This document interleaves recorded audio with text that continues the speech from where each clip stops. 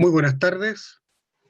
A nombre de la Academia Chilena de Bellas Artes, les doy la más cordial bienvenida a este encuentro con no directamente la música de Johann Sebastian Bach, por supuesto que también, pero con un aspecto de ella que ha recibido poca difusión, pero que cada vez tiene más cultores, y que es la simbología numérica que está encriptada dentro de ella. Vamos a ver cosas bastante maravillosas hoy día y bastante sorprendentes. Para todos los que quieran hacer preguntas, está la posibilidad en el chat de YouTube de hacerlas, las vamos a seleccionar y al final las vamos a contestar. He tratado de evitar el lenguaje técnico lo más posible, pero hay algunas concesiones que no se pueden hacer. De manera, cuando llegue el momento que voy a explicar lo que es una fuga, y cuando explique un esquema técnico en cuanto al esquema formal, ahí voy a ofrecer la posibilidad. Si están un poco perdidos, entonces ahí lo repito. No hay problema en hacer eso, pero las preguntas quisiéramos en general dejarlas para el final, para que no pierda la continuidad. Y tal vez también una advertencia, los enlaces son todos con YouTube, entonces de repente se cuela la propaganda de YouTube, así que si por ahí ven a Carlos Caselli, no tiene ninguna relación con Bach, ni Bach tuvo ninguna relación con el fútbol tampoco, para que no tengamos confusiones de ese tipo. Bueno, nuevamente, muchas gracias por su presencia y bienvenidos a este fascinante encuentro con la simbología numérica en la obra de Bach.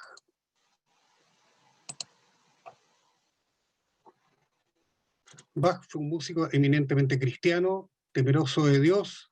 Todas sus obras las firmó SDG, Soli Deo Gloria. Así que los números que él encriptaba en sus obras siempre tuvieron alguna relación con el cristianismo. Así que, primero que nada, vamos a repasar algunos de estos números. El número 3 representa a la Santísima Trinidad. El 4 representa la creación. 4 estaciones, 4 puntos cardinales, 4 temperamentos, 4 elementos, etc. El 7 representa la unión de creador y criatura, el 3 más 4. Pero además el 7 es un número cósmico que está presente en todas las culturas. El Padre Nuestro tiene 7 peticiones, la creación se realizó en 7 días, los dones del Espíritu Santo son 7, las horas del día en que los monjes rezan son 7, etc. El 10 representa la ley en los 10 mandamientos. El 12 representa la iglesia.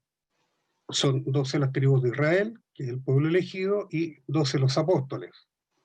Pero además representa a la unión de creador con criatura, 3 por 4. Estos números pueden ser magnificados por combinación, multiplicación, potenciación, etc. Algunos ejemplos, por ejemplo, en Lucas 3 capítulo, versículo 23, Jesús le habla a los discípulos de que hay que perdonar no 7 veces, y el 7 en la cultura hebrea representa el todo, sino que perdonar 70 veces. Cristo es el miembro 77 de su estirpe. Platón, en sus leyes, divide el Estado en 5.040 provincias, citando el 7 de la siguiente manera: 1 por 2, por 3, por 4, por 5, por 6, por 7, igual 5.040.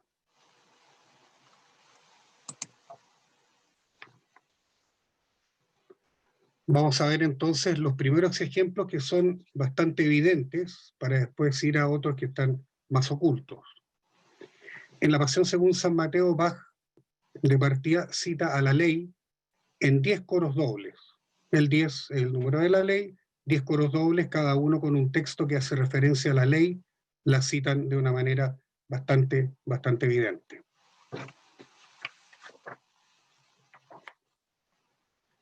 En la Pasión según San Mateo, en la última cena, cuando Jesús le dice a los discípulos que uno de ellos lo va a traicionar, Bach pone un coro en el momento en que los discípulos le dicen, ¿seré yo maestro? Y este coro entonces tiene este motivo ascendente musical que claramente es una figura retórica de pregunta, pero que aparece solamente 11 veces. La 12ª pregunta, que corresponde a Judas, la reemplaza un coral, cuyo texto dice, yo soy el que debería sufrir. Vamos a escuchar este ejemplo.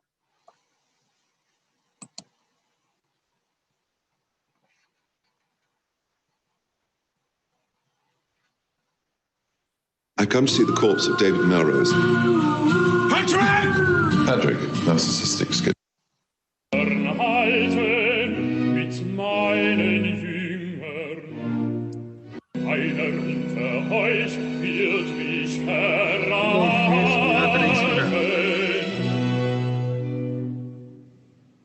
Und sie wurden sehr betrübt und huben an, ein jeglicher unter ihnen, und sagte zu ihm,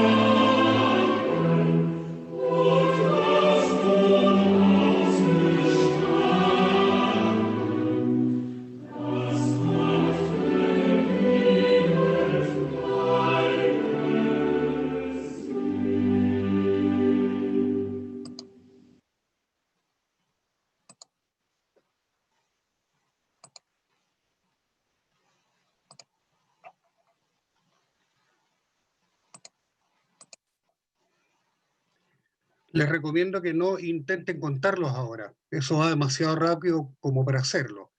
Y no nos olvidemos que estos números están encriptados, están escondidos. No se trata de que tomemos conciencia de, sino que son una nueva manera o una manera más de rezar y de alabar al Santísimo. El siguiente ejemplo es la escena en que Judas arroja las monedas de plata en el templo. Ahí entonces los sacerdotes se preguntan qué hacer con este dinero manchado de sangre en un dúo de un tenor con bajo, acompañado de un bajo ostinato. Y este bajo tiene 30 notas. Bach se toma el trabajo de contar las monedas. Escuchemos este ejemplo.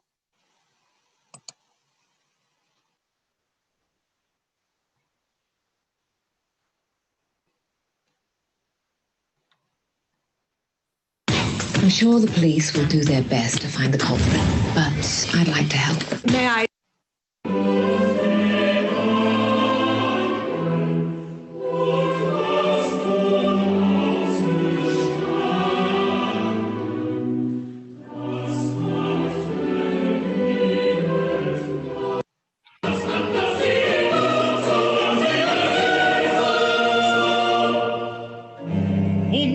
Die Silberlinge in den Tempel, zog sich davon, ging hin und erhängte sich selbst. Los sacerdotes se preguntan entonces, aber die hohen Priester nahmen die Silberlinge und sprachen, aquí empieza. dass wir sie lassen Gottes hassen. Es ist Blutgeld, denn es ist Blutgeld.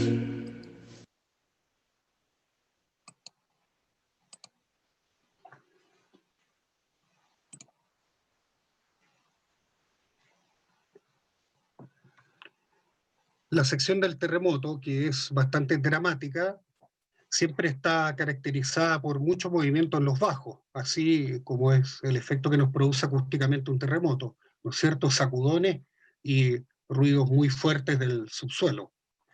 Esto, eso sí, que parece que no está organizado, realmente está organizado. Este bajo, entonces, que produce este efecto de terremoto, tiene 3 secciones. La primera tiene 18 notas, la segunda 68 y la tercera 104 notas. Con esto Bach cita los 3 salmos que hablan del terremoto. Les voy a citar solamente el del Salmo 103. Dice en el verso 31, sea por siempre la gloria de Yahvé. En sus obras Yahvé se regocije. El que mira la tierra y ella tiembla, toca los montes y echan humo. Escuchemos el terremoto.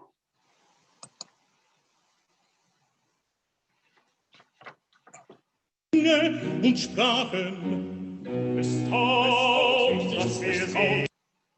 Así que quieres aprender inglés. Aquí tienes 3 mitos que son completamente falsos. 1, debes hablar mucho. Dass wir sollten hassen Gottes hasten.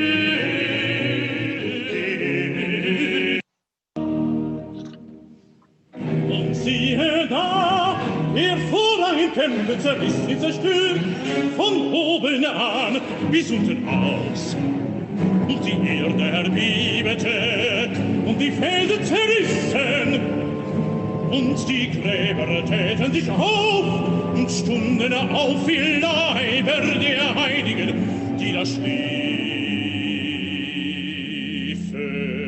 und gingen aus den Gräbern nach seiner.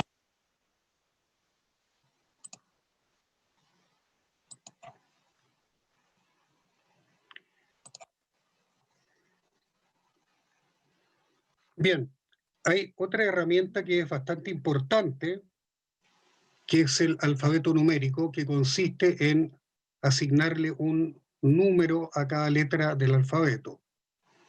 En el alfabeto hebreo, los símbolos de letras y de números son los mismos, y es una práctica milenaria. La cábala es una disciplina muy, muy importante y una disciplina muy profunda, y esto viene siendo un resabio de la cábala.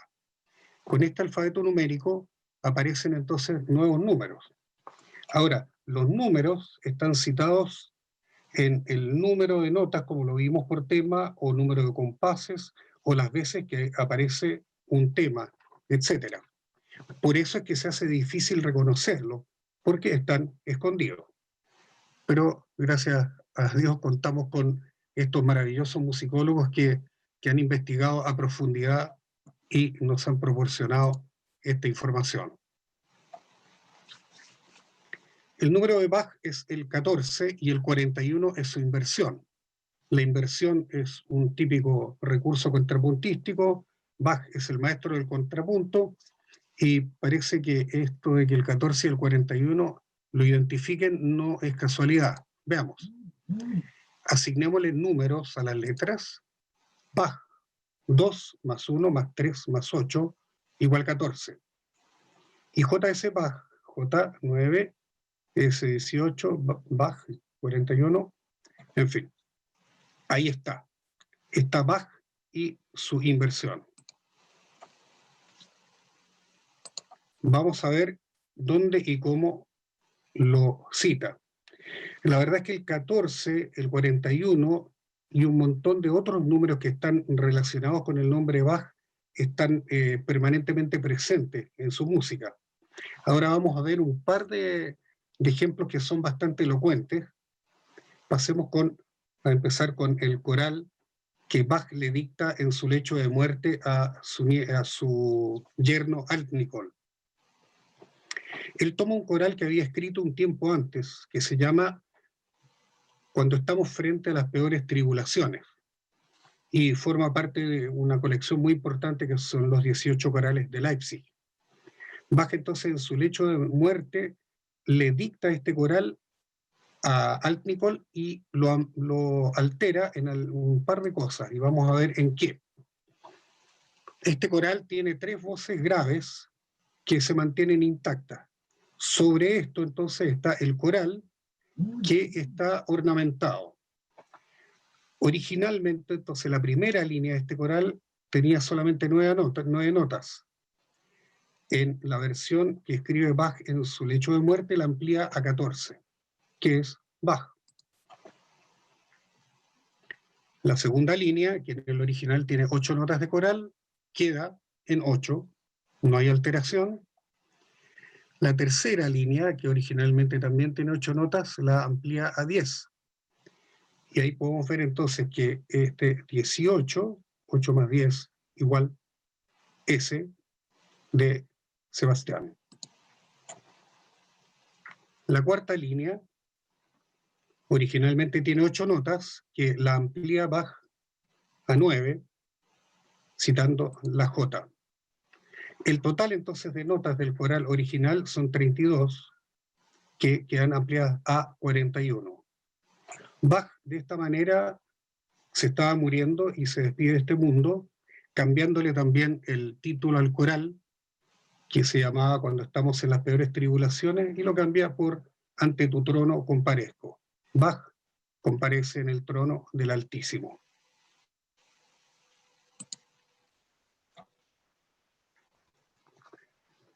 El clave bien temperado son 2 libros, son 2 colecciones de preludios y fugas, 24 cada uno, y son, son de una profundidad realmente notable, que durante mucho tiempo se intuyó. Ahora su contenido místico y su contenido religioso ha sido develado en estudios realmente notables. Vamos a ver solamente un aspecto muy, muy breve y muy interesante, pero que también nos lleva un paso más allá en la profundidad de este análisis. Preludio. Un preludio es justamente lo que dice su palabra, lo que se toca antes del juego. O sea, de alguna manera es una especie de fantasía, es una especie de inspiración, no tiene una forma establecida y se va plasmando de acuerdo a lo que el compositor necesita. El preludio número 1 en do mayor del clavecín temperado 1 tiene 549 notas. Su correspondiente fuga tiene 734. 549 más 734 dan 1283, que es Bach en un orden alterado. La fuga. ¿Qué es una fuga? Una fuga es una conversación entre varias personas. En este caso se llaman voces. Y esta conversación entre varias voces es en torno a un tema. Comienza esto entonces en que uno de los integrantes de esta conversación propone un tema y el tema plantea una discusión. Una segunda voz entonces toma el tema y lo contesta, por eso se llama respuesta. El que propuso el tema sigue diciendo cosas, pero ya dice cosas diferentes, en tanto que el que tiene la respuesta toma el tema.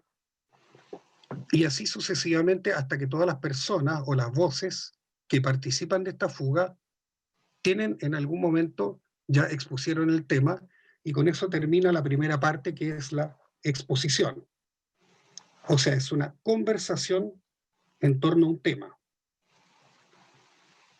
El tema de esta fuga tiene 14 notas y aparece en total 24 veces. Son 24 preludios y fugas. Ahí tienen anotado en la notación musical vigente el tema y pueden confirmar que tiene 14 notas.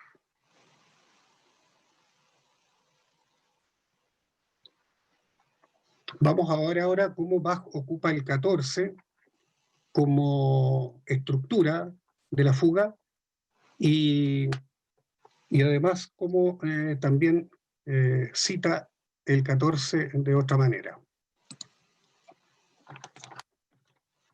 En el compás 14, el 14 es el número de Bach, divide entonces la fuga en 2 partes. En el compás 14 termina la 11ª entrada y ahí parten las 14 entradas restantes. O sea, en el compás 14 están las 14 entradas que siguen. la secuencia de 14 entradas de este tema de 14 notas comienza en el compás 14. El compás 23 es el único de la fuga en que no suena el tema, separándolo de las dos últimas entradas.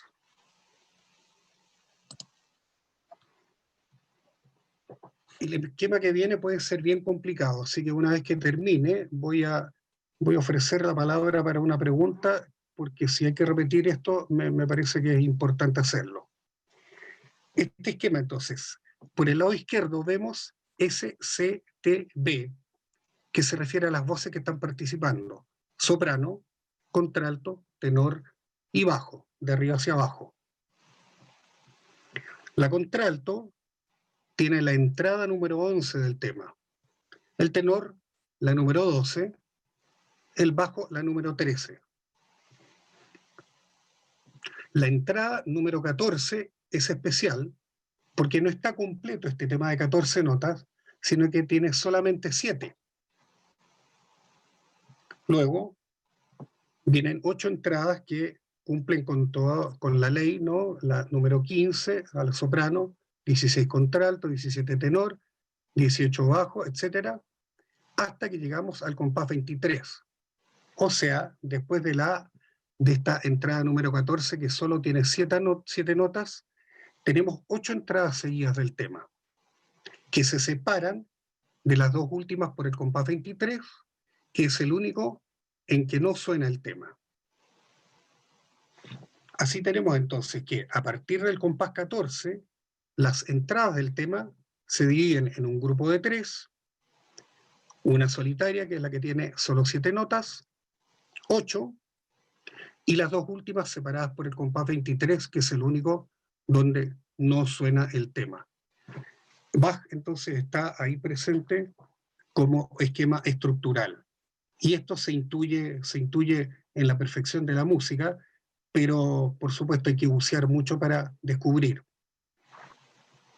Bien, si es necesario repetir lo que es una fuga y explicar de nuevo este esquema, con mucho gusto. Tienen que preguntar nomás y me van a avisar por el chat de Zoom si hay que hacerlo. Si no, seguimos.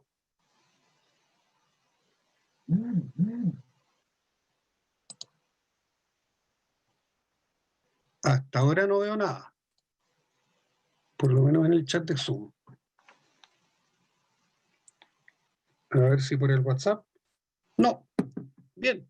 Entonces, estando claro, vamos a escuchar esta fuga. Pero antes de eso, además, como si fuera poco, las entradas más agudas del tema, que son la quinta y la decimoquinta, están en el compás 7 y compás 16 respectivamente, en tanto que las más graves están en el compás 10 y en el compás 15, corresponden a la octava y decimotercera entrada. Ahí vemos la suma: 5 más 8 suma 13, 15 más 13 suma 28, y nuevamente está representado Bach. En el 1, 3, 2, 8 está desordenado, pero está presente. Escuchemos esta maravilla de fuga en la versión del destacado pianista Glenn Gould.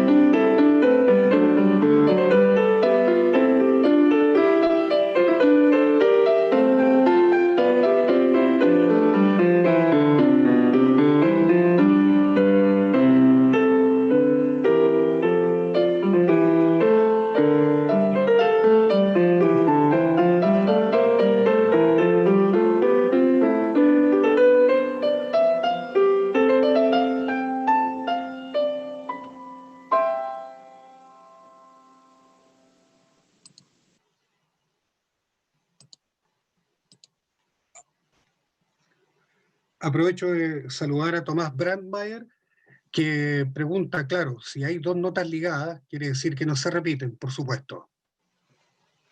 Eso es efectivo.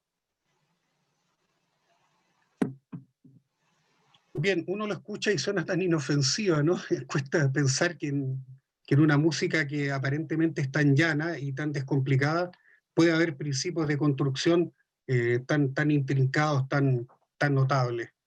Ahí está el verdadero genio. Numerix equivalere es la relación de palabras diferentes con el mismo contenido numérico, y esto no es irrelevante. Por ejemplo, SDG, que es Solideo Gloria, cuyo número es 29, es idéntico con JSB, que también suma 29. Y no es casualidad que estos números cristianos estén presentes en Bach. También un número importante es INRI, que es el número del Cordero, que es 48. También Bach está presente ahí, como lo pueden ver, 2 por 1, por 3, por 8, igual 48. El 48 también habla de que la iglesia, que es el 12, será predicada a los 4 puntos cardinales. 12 por 4 igual 48.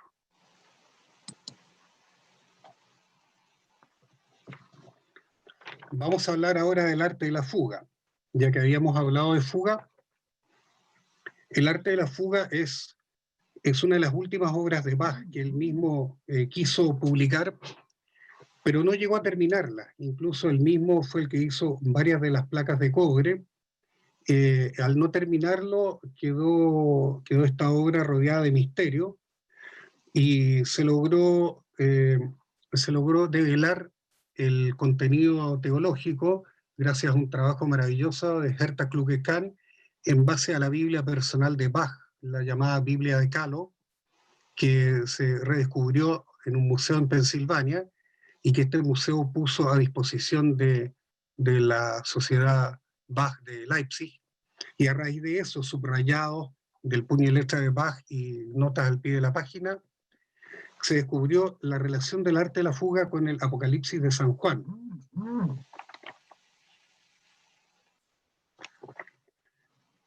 El Apocalipsis es una serie de profecías, algunas de las cuales ya se han cumplido cuando le escribe San Juan, pero otras que quedan por cumplirse.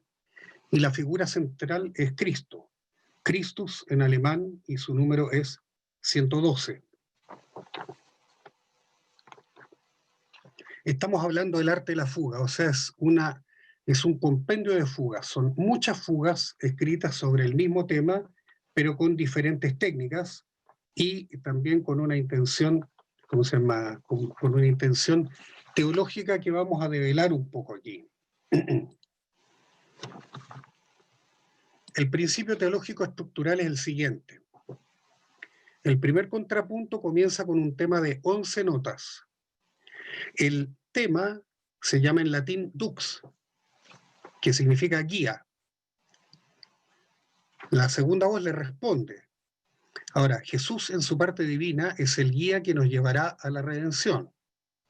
La respuesta tiene 12 notas y la respuesta se llama comes en latín, y comes significa compañero. Jesús en su parte humana es el compañero que ha de compartir nuestra existencia y que nos va a llevar a la redención.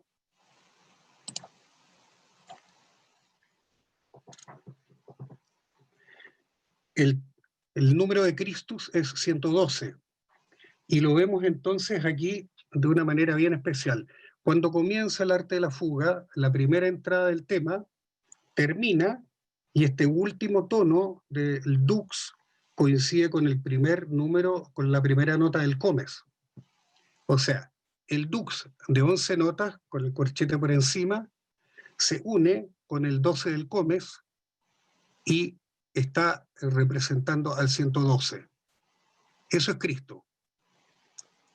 El Apocalipsis termina con la segunda vida de Cristo. O sea, Cristo es la figura central. La exposición de esta primera fuga, o sea, una vez que todas las voces tuvieron la oportunidad de decir o cantar este tema, se han escuchado 48 notas de tema. Las 48 notas citan al Cordero. La segunda fuga, del arte de la fuga, no tiene 48 notas de tema, tiene 96. Estamos magnificando el 48. Bueno, perdón, Bach está magnificando el 48. La tercera y cuarta fuga ya tiene 192 números de tema, números de notas de tema. Y ya se está señalando entonces a la meta final de la Iglesia cristiana, que es la segunda venida de Cristo. Y esto reaparece entonces en la 20ª fuga, cuando después de 192 compases, comienza la tercera fuga con el tema Bach. En la nomenclatura alemana, las notas se representan por letras. La B es si bemol, la A es A, Do es C y si natural es H.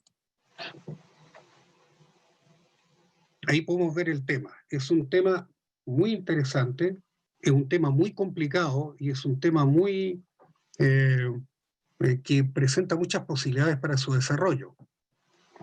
Ahora imaginémonos juntar el pentagrama, nos junta la B con la H, y si trazamos una línea entre la A y la C, vamos a formar una cruz acostada, que es la cruz bizantina, que está también presente en el nombre de Bach. Las cruces también están muy presentes en la música de Bach, también como figura. Si uno ve las partituras, de repente las ve claramente que están escritas. Eso ya es otra simbología que tiene que casi raya en lo que es la iconografía, aunque en estricto rigor no lo es. Bueno, esta maravilla que es el arte de la fuga, que es una prédica en música, como casi toda la música de Bach, realmente no termina de sobrecogernos. Hacia el final del primer capítulo del Apocalipsis señala San Juan que él siente un resplandor y se da vuelta y ve como a un hijo de hombre con los cabellos dorados, emitiendo una luz tremenda, con un candelabro de 7 brazos en su mano, y él, frente a esta imagen, cae de bruces. Hacia el final de la fuga hay 2 silencios muy elocuentes que hablan de esto. Pero hay muchas más cosas. Nos vamos a quedar con esto por el momento. Escuchemos este primer contrapunto o primera fuga del arte de la fuga.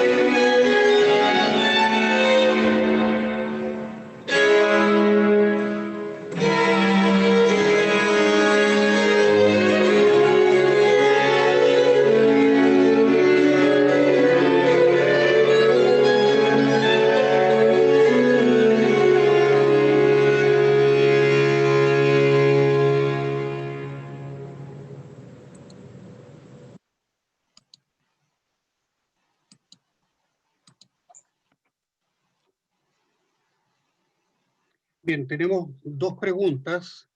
Alex pregunta qué es una fuga. Es bien difícil de explicarlo, pero lo voy a intentar. Una fuga es una conversación en torno a un tema. Es una conversación entre tantas personas como voces tenga esta fuga. Comienza con que uno de los participantes de esta conversación expone un tema. Una vez que lo expuso, se pone a hablar de otras cosas que tienen relación. La segunda persona entonces toma el tema y también lo expone. Ya quedan dos personas conversando, uno con el tema que está contestándole y por eso se llama respuesta, y el que expuso el tema sigue diciendo otras cosas hasta que entra una tercera persona con el tema. Entonces el que tenía el tema lo abandona y empieza a decir otras cosas que usualmente son menos importantes para que el tema no pierda importancia. Y así sucesivamente hasta que todas las personas que participan de esta conversación expusieron alguna vez el tema y con eso termina la primera sección. Esa es la parte obligada formalmente de una fuga. Lo que viene a continuación puede ser confrontación, puede ser ponerse de acuerdo, y los recursos contrapuntísticos prácticamente no tienen límite, de manera que pueden ocurrir muchas cosas en relación a este tema. Pero eso es en esencia una conversación de varias personas en torno a un tema. Y que puede haber mucho acuerdo, pero también puede haber mucha discusión, mucha confrontación. Simón preguntan si estas relaciones aparecen en toda su música. Sí, prácticamente en toda la música de Bach ya lo tenía metido en el ADN y no lo podía evitar. Ahora, la fuga en re mayor del libro 2, desgraciadamente no la voy a exponer ahora, pero si quieres nos podemos poner en contacto y yo te puedo dar algunos contactos, algunas bibliografías para que puedas consultar. Así que por esta vez no voy a poder, ¿cómo se llama?, dar respuesta inmediatamente. Sí, claro, libros. Bueno, son muchos los libros, ¿no? Pero los autores más importantes, el precursor de esto es Friedrich Sment. Friedrich Sment fue el que comenzó en el redescubrimiento de este tipo de encriptaciones en Bach. Y después de esto, como les decía, Herta Kluge-Kahn, que hizo el trabajo en relación al arte de la fuga. Hay dos holandeses fantásticos, Kees van Houten, y no me acuerdo de su partner. Ellos hicieron un trabajo maravilloso en torno justamente a las variaciones Goldberg, que ya vamos a hablar de esto. Si gustan me contactan y yo les envío la bibliografía. Hay mucho que buscar todavía.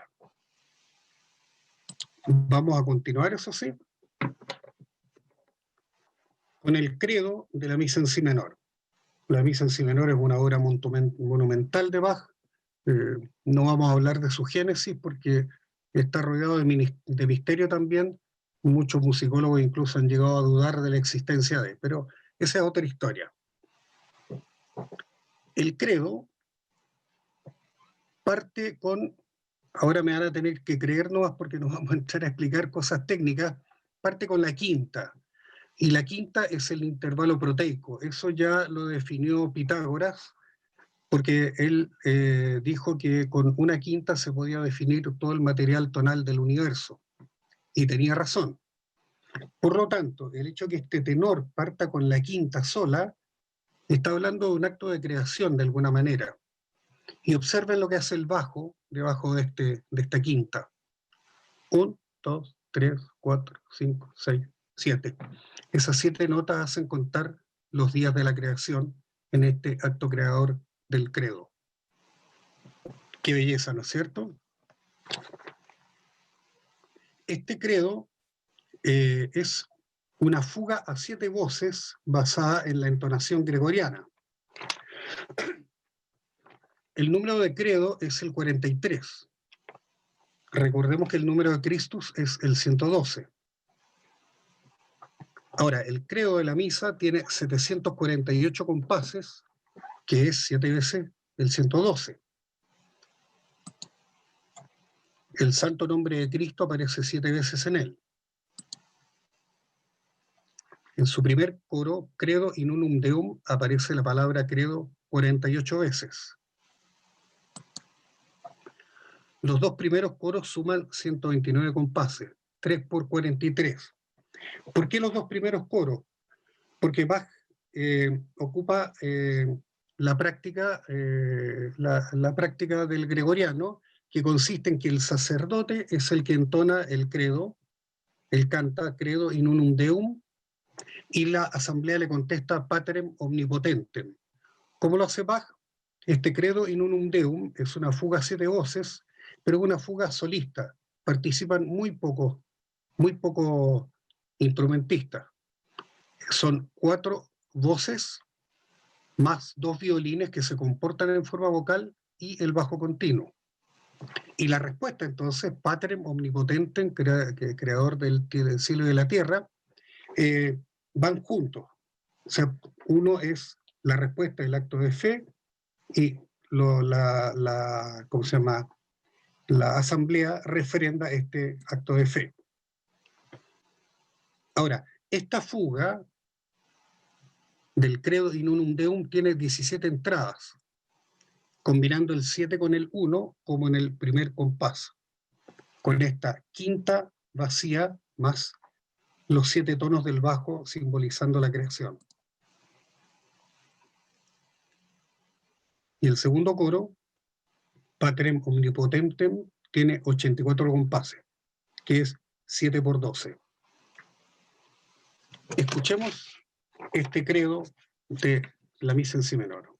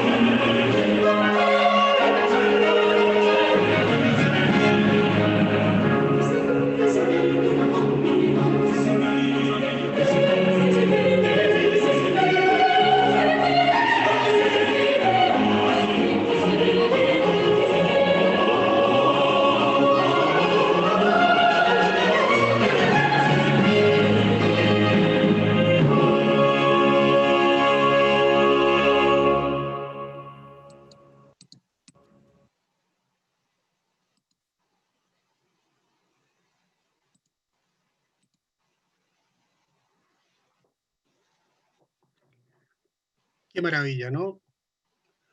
Bien, vamos a pasar ahora a algo notable. Las variaciones Goldberg son 30 variaciones sobre un aria en sol mayor, del libro de Anna Magdalena Bach. Estas variaciones datan de 1740, cuando Bach tenía 55 años. El libro de Ana Magdalena en realidad es un cuaderno, es un cuaderno de pauta, que se ocupaba en la casa para hacer música. Entonces, como se hacía mucha música en casa, de repente le escribía algo a la Ana Magdalena Bach, la misma Ana Magdalena escribía cositas, sus hijos, el Wilhelm Friedemann, el Philipp Emanuel, cuando de repente venía un amigo de visita también, escribía algo, les dedicaba. Y estos libros eran muy comunes también en la casa de Leopold Mozart, existían, después cayeron en desuso. El hecho es que esta es un área muy sencilla que le dedicó cariñosamente a su señora Bach y después la ocupa. Ahora, estos libritos, cuento aparte, es algo muy interesante porque nos permite ver un poquitito qué es lo que estaba ocurriendo en el living de los Bach musicalmente. Esa era la música que ellos consumían cotidianamente y que la compartían, porque como familia se reunían a hacer música. Bueno, el mito de estas variaciones Goldberg cuenta que Bach se las escribió al conde Kaiserling, que padecía insomnio. El clavecinista de su corte, Johann Theophilus Goldberg, que había sido alumno de Bach, es recordado en el título que la historia le confirió a estas variaciones. Y se cuenta que le tocaba estas variaciones al conde cuando no podía dormir, aliviando su mal. Sabemos que la música es terapéutica. No sabemos si se había quedado dormido o no, pero de todas maneras le alivió el mal. Eso no hay duda al respecto. Lo importante es que esta fue la obra que Bach fue mejor recompensada en vida, porque le regaló el Kaiserling, le regaló una copa repleta de luises de oro, una moneda dura acuñada en oro por el rey de Francia, y que en aquel entonces equivalía más o menos al precio de 2 casas medianas. No era cualquier cosa. Estas variaciones constan de 32 piezas, de las cuales anotó 31, porque el aria se repite al final. 28 de estas variaciones están en sol mayor y 3 en sol menor. Veamos, tenemos un aria, 1 igual a 28 variaciones en mayor, 2 en la B, 8 en la H, y 3 variaciones en menor, la C. Ahí está Bach nuevamente, pero está recién empezando a avisar que está presente. Si se tocan todas las repeticiones, y hay que hacerlo, suman 1823 compases, donde está Bach también presente, aunque desordenado. Solo 4 de estas variaciones tienen título. Fugueta, que es la 10ª variación y tiene 32 compases. Overture, que es la 16ª, que tiene 95 compases. A la breve, que es la 22ª, 32 compases. Y Quodlibet, que es la última variación que tiene 16 compases. 32 más 95 más 32 más 16 suma 175, y en 1750 murió Bach. Sí, los números se los puede manipular, pero van a ver que hay mucho más coincidencias, o sea, ese 1750 es solamente el comienzo. Veamos. Las 3 variaciones en menor suman 112 compases. 112 es el número de Christus. La variación 15ª, 32 compases, la 21ª, 16, y la 25ª, que tiene 64. El 112 se puede desglosar en 2 por 8 por 7. Bach murió el 28 de julio de 1751.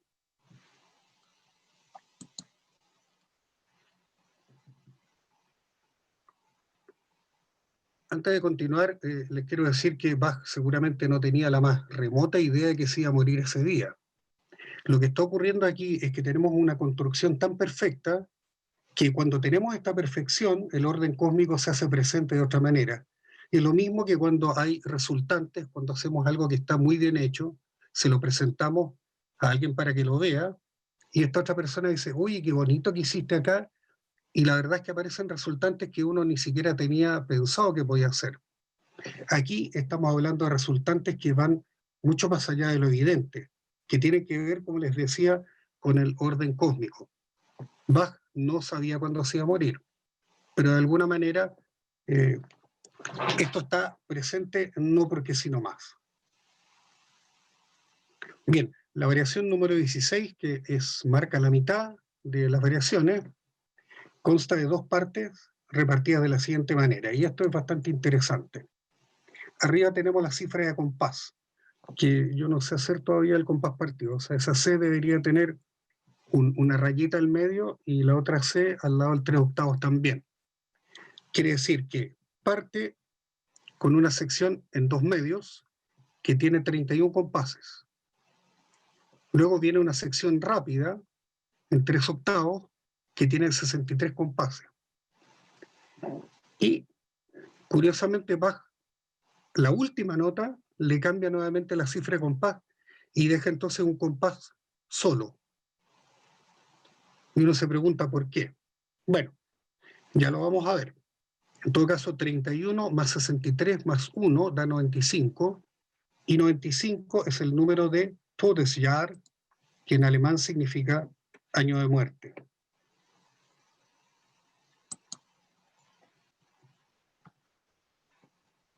Ese último compás que queda solo llama la atención, pero ya vamos a ver por qué. Tiene su sentido.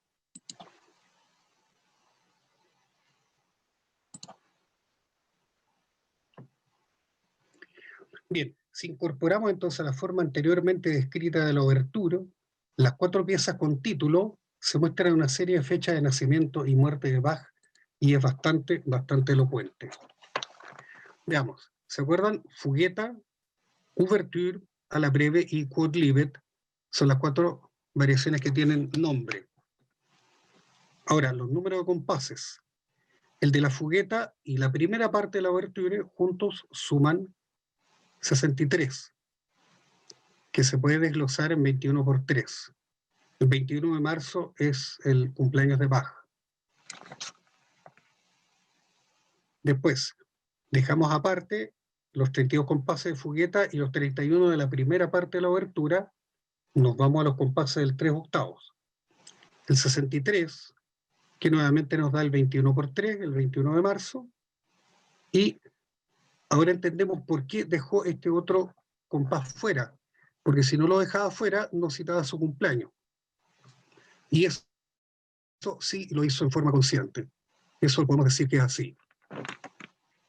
Ahora, sumamos 63 más 1 más 32 más 16 nos da 112, que es el número de Cristus, y que, como ya vimos, se podía desglosar 2 por 8 por 7, que es el 28 de julio. Un número se puede manipular, 2 números se pueden manipular, pero todas estas coincidencias, reunidas también con las fechas de nacimiento, nos hacen pensar que hay algo que va más allá de. Escuchemos esta maravillosa aria que es el fundamento de esta obra sublime.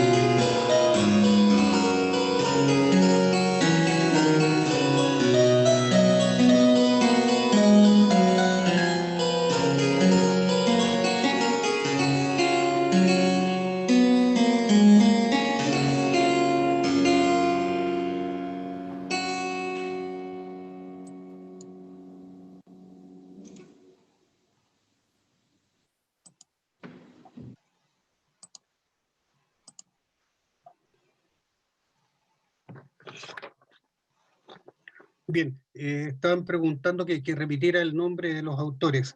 El más importante y el precursor es Friedrich Sment, que partió en el siglo XIX con estas investigaciones. Y realmente la obra de él es notable. Después tenemos a Frank Berger, que junto a Kees van Houten hicieron un descubrimiento muy interesante, porque estos números, junto a esto descubrieron una serie de números que nadie entendió por mucho tiempo de dónde venían.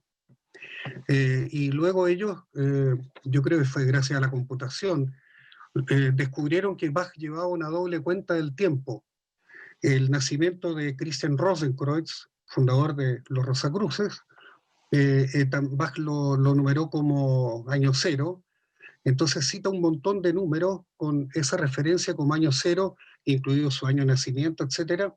Y es muy extraño porque los números Rosacruces están presentes y Bach no participó en ningún círculo Rosacruz, tampoco en su biblioteca había literatura de ese tipo, pero está presente, por ejemplo, en el Magnificat.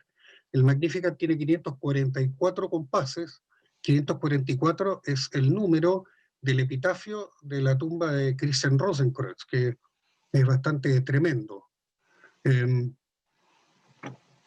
Bueno, Frank Berger y Kees van Houten, por supuesto Herta Kluge-Kahn, que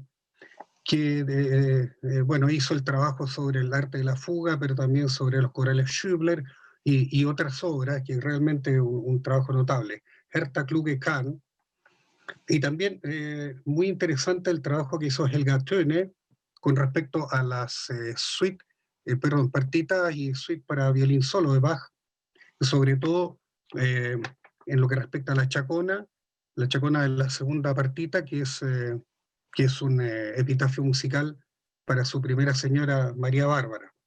Eso sería lo más importante, y de ahí, bueno, ahora ya hay una cantidad, pero muy, muy importante de investigadores que han seguido buceando y han seguido aportándonos cosas notables. Vamos a terminar con algo un poco más esotérico. Me van a perdonar que haga un excurso poco académico. Les decía, ¿no?, que, claro, las resultantes tienen que ver con el orden cósmico.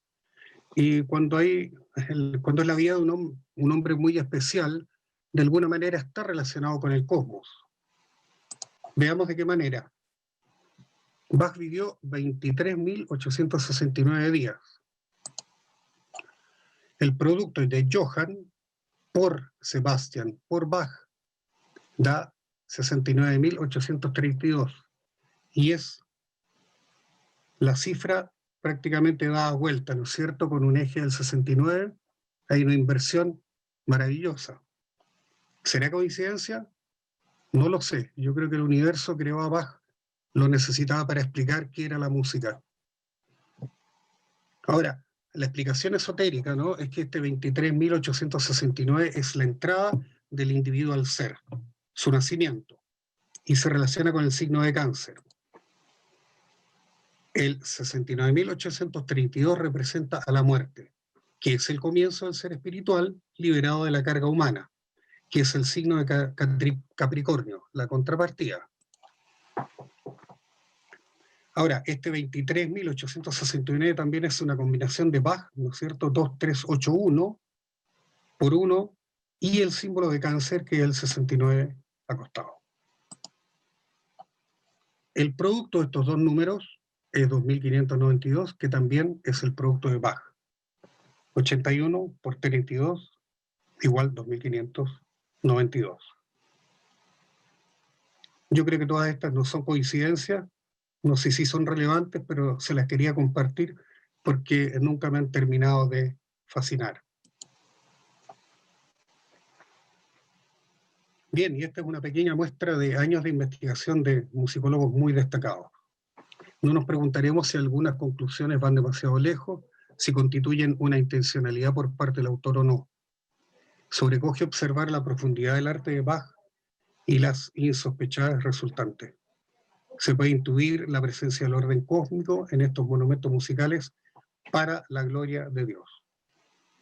Aún queda mucho por descubrir y solo nos resta maravillarnos por el increíble e insondable legado que nos dejó el padre de la música, que toda su música la escribió y la firmó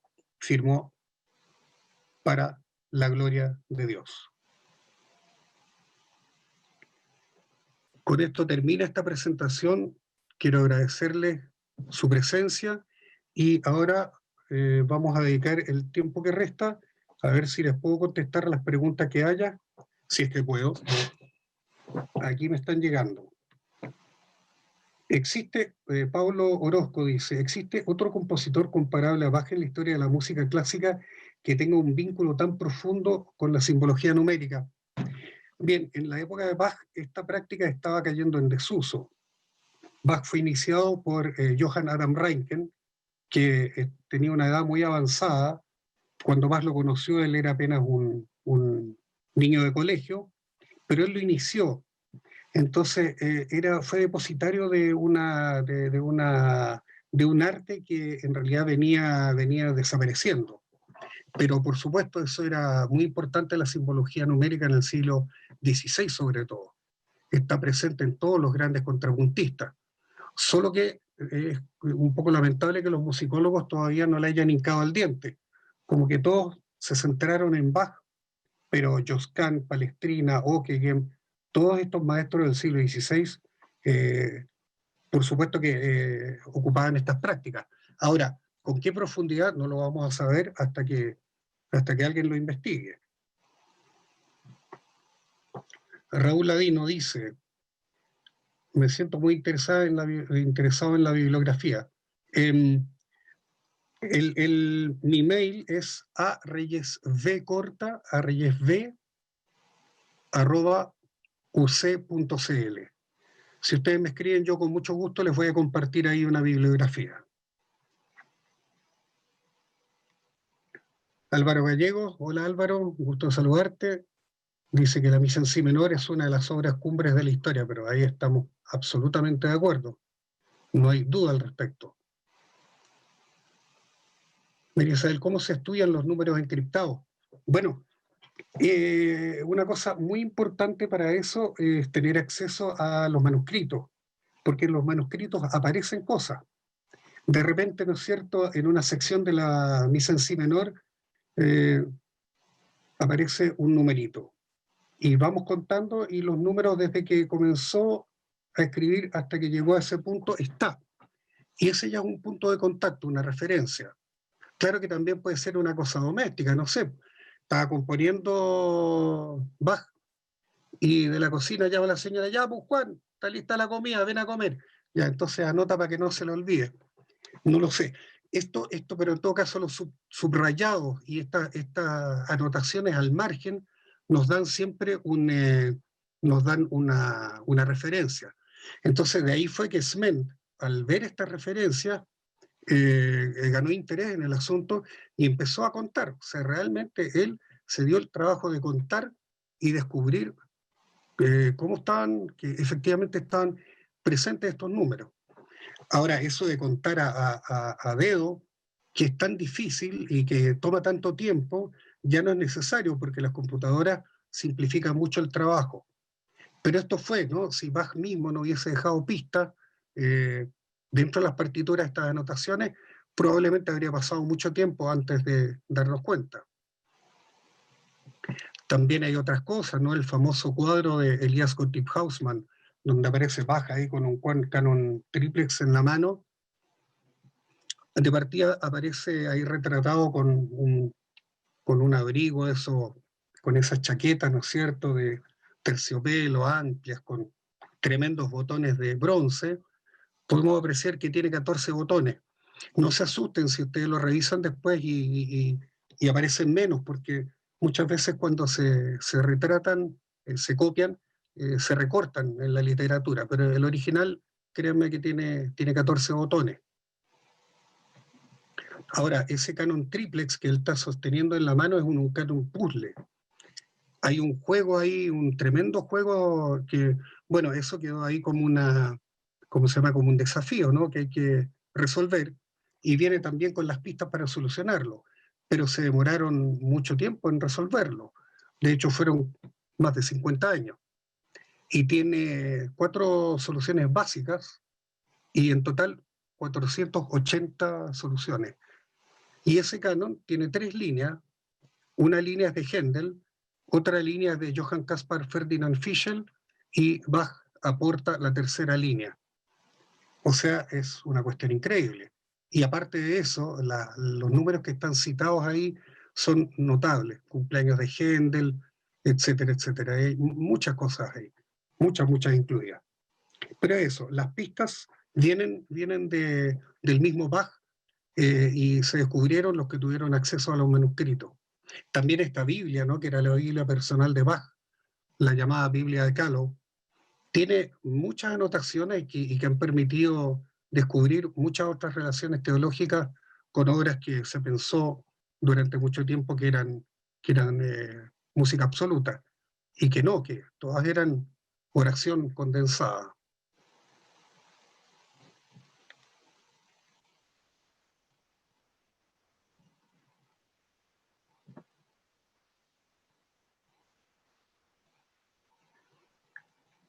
Parece que llegamos al final entonces de esta presentación.